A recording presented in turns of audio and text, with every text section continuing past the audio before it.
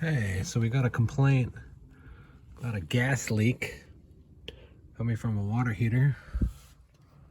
It's Bradford White. And SDG&E came out and took a look at it, and it was leaking from right here. They call this a double stack. So that's when you take one gas supply line and tie it into another one. The connection was loose. Somebody forgot to tighten it down. Obviously it wasn't long enough to make it around the water heater. And it's in the back there, you can see it. So we're gonna replace it with this brass craft 60-inch.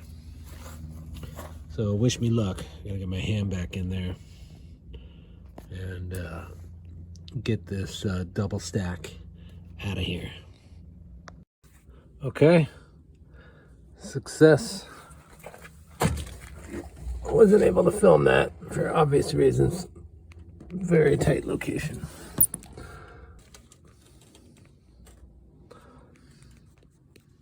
All right, thanks for watching. That's it right there.